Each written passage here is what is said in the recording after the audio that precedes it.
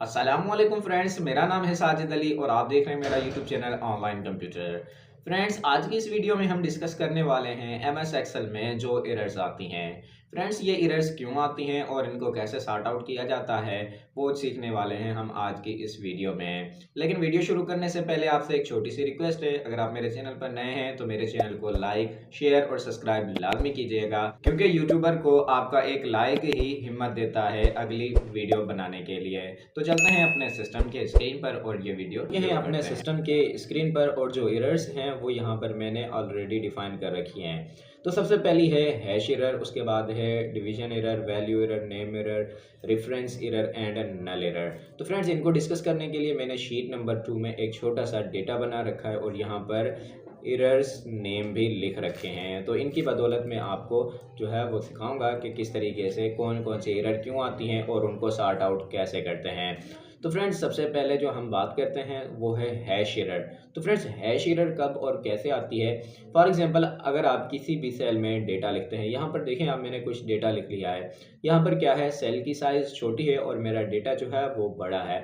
तो इसलिए अगर आप इस सेल की साइज़ को आप यहाँ पे फार्मूला बार में देख सकते हैं कि कितना टेक्स्ट है और इसकी साइज़ को हम और छोटा करते हैं। यहाँ पे मैं और छोटा करता हूँ और इसको मैं थोड़ा सा और भी छोटा कर देता हूँ। तो आप यहाँ पर देख सकते हैं, तो यहाँ पर एरर कौन सी आ गई है, हैश एरर। तो इसका मतलब ये होता है कि अगर आप किसी भी सेल में कोई डेटा लिखेंगे और अगर आपका डेटा होगा बड़ा और आपका सेल होगा, सेल की साइज़ होगी छोटी, तो जो एरर आएगी वो हैश एरर होगी। तो फ्रेंड्स, इसको सॉर्ट आउट करने का सिंपल तरीका है, आप इसकी लेंथ को या साइज़ को आप अपनी जो सेल की साइज़ है उसको इंक्रीज़ कर दें।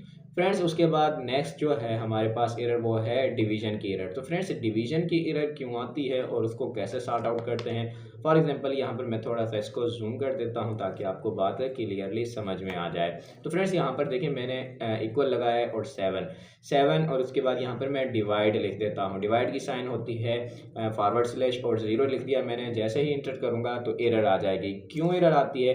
क्योंकि किसी भी नंबर को आप एक्सेल में 0 से डिवाइड नहीं कर सकते। तो जो एरर आएगी वो आएगी डिवीजन की एरर। तो आप देख सकते हैं यहाँ पर जो है एरर आ गई डिवीजन की। इसको सॉर्ट आउट कैसे करना है? सिंपल, आप इस नंबर को किसी और के साथ डिवाइड करवा दें, आपका रिजल्ट आ जाएगा। बट अगर आप करेंगे 0 के साथ तो जो एरर आएगी वो आएगी डिवीजन की एरर। फ्रेंड्स, उसके बाद है हमारे पास नेम एरर। तो फ्रेंड्स, नेम एरर क्यों आती है? नेम एरर के लिए यहाँ पर मैं लिख देता हूँ SUM। क्या है SUM? क्या है? एक फंक्शन नेम है, लेकिन यहाँ पर मैं लिख देता हूँ SUME, जो कि फंक्शन नेम नहीं है, जो कि डिफाइन नहीं है। तो उसके लिए यहाँ पर मैंने लगा दी है ब्रैकेट और उसके बाद यहाँ पर मैं किसी भी नंबर को सिलेक्ट कर दूंगा। अब मैंने बाकी सारी चीज़ें तो सही लिखी हैं, लेकिन यहाँ पर गलत क्या लिखा है, फंक्शन का नेम।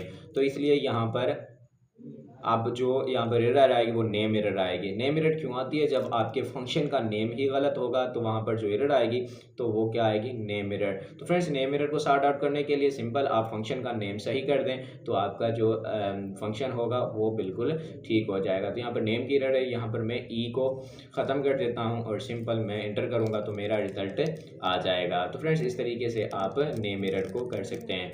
फ्रेंड्स, उसके बाद होती है रेफरेंस एरर।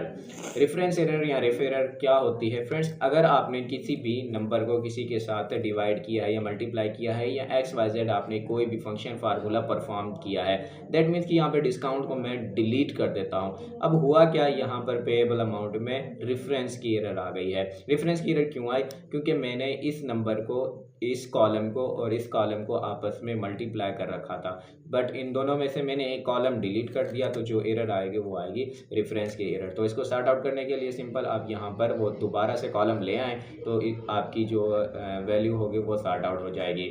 उसके बाद होता है value error. Friends, value error क्या होता है और कब आता है? यहाँ पर मैं एक इक्वल लगा दी है और यहाँ पर मैं वैल्यू ले लेता हूँ, बट वैल्यू लेने से पहले यहाँ पर मैं कोई टेक्स्ट टाइप कर देता हूँ।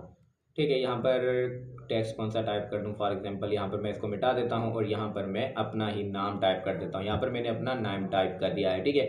और यहाँ पर मैं आपको करके बता देता हूँ। इक्वल करें और यहाँ पर आप इस सेल को सिलेक्ट कर लें। सिलेक्ट करने के बाद प्लस करें या माइनस करें, कुछ भी करें। यहाँ पर मैंने अपने नाम को कर दिया है। अब जाहिर सी बात है, मैंने टेक्स्ट वैल्यू को प्लस कर दिया है नंबर वैल्यू के साथ। क्या ये पॉसिबल है?